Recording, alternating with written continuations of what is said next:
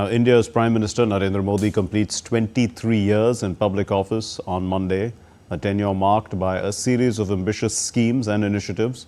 Prime Minister Modi's journey from Chief Minister of Gujarat to the Prime Minister of the country has been characterized by bold initiatives, technological leaps, and a reimagining of India's place on the global stage. His tenure as Gujarat Chief Minister laid the foundation for many national-level programs, and from economic reforms to environmental conservation, his Gujarat model inspired initiatives that were later scaled up across the country. As Prime Minister Modi has in fact maintained a focus on development while preserving heritage. Commemorating the Prime Minister's 23 years in constitutional office, Amit Shah, the Home Minister of India, took to X and shared his thoughts. He congratulated Prime Minister Modi for dedicating his life to the country and to countrymen without stopping, without getting tired, without caring for himself. And instead of looking at the problems in pieces, he presented a vision of a holistic solution to the country. Unquote. The Union Minister Hardeep Singh Puri also congratulated Prime Minister Narendra Modi on completing 23 years in office as the head of state of central government as well as of the state.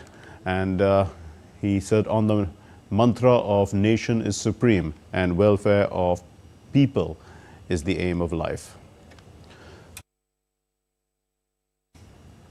The Minister of Parliamentary Affairs, Kiran Rijiju, also congratulated Prime Minister Modi and said that his journey is more than just governance. It's about touching lives, uplifting communities, and building a stronger India for generations to come. Well, Amit Mukherjee, my colleague, has been looking at this story in some detail, and he joins me now from the newsroom. Amit, Prime Minister Modi completing 23 years in public office. If we look back at this journey, you know, from being the Chief Minister to becoming the Prime Minister, what stands out in your opinion? Well, Mark, if you look at the entire journey, it has been very, very eventful, but it has not been very easy. Now, if you look at when he took over his office as the Chief Minister of Gujarat in 2001, now Gujarat was a completely devastated state. It was hit by one of the worst earthquakes which we had seen in the last several decades. So Gujarat was completely in tatters, and the prime objective at that point in time, which Narendra Modi had to face, was to get back the state in order. In fact, there were a lot of discontentment as far as relief and rehabilitation was concerned. Things were not moving in a proper direction. First and foremost, he had to put things in order. He got the state together. And in fact, over the next 2 years, he was able to build up enough trust in the state, which is why if you look at the elections which happened around December 2002, the BJP government led by Narendra Modi, you know, that was the first election he faced after he took over as the CM. BJP backed about 127 seats out of the total 182 seats in the Gujarat State Assembly. And also, you know, even the takeover was not very simple. Not only was Gujarat hit by an earthquake, but at the same time, you know, there were a lot of you know, discontentment within the state administration, which the people did not like, which is why he had to be paradropped into that state. And after that, it was not, of course, looking back, the several elections which he fought as a Chief Minister of Gujarat, he won almost each and every one of them before he kind of made his foray into the national politics in 2014. But even then, you know, the Gujarat model became a major sort of a showcase as far as his national politics was concerned. You know, if you look at the whole Gujarat structure, I mean, Gujarat was completely devastated after the 2001 earthquake, but it was he who actually got the entire state back together. And everybody who compares Gujarat model right now is something which came up after 2001.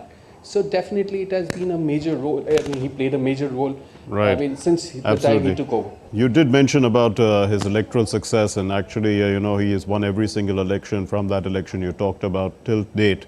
And so that's 23 years and counting. But, you know, as a global leader, he has also raised India's stature on the world map. How do you view this?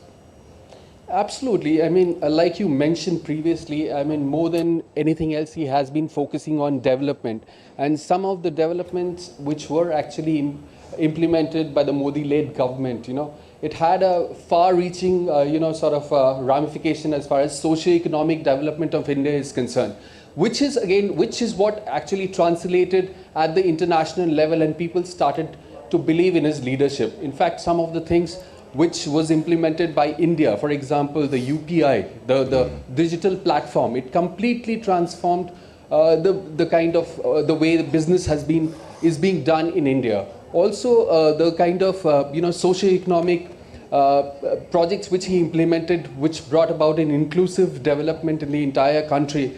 A lot of 80 crore people have been pulled out of the poverty line. It was all because of the kind of policies which were implemented by the Narendra Modi-led government. So all those things added up to a image in the international platform which actually enhanced his image. Even if you look at what is happening, the geopolitical unrest that's happening at different pockets of the world, the Modi administration and Prime Minister Modi is playing significant, if not pivotal, role in whether it's the West Asia conflict, whether it's the Ukraine-Russia war. Everywhere, it's Prime Minister Modi right now is having a leading role to play. Mark? We leave it there. Thank you very much, Amit Mukherjee, for joining us with that update.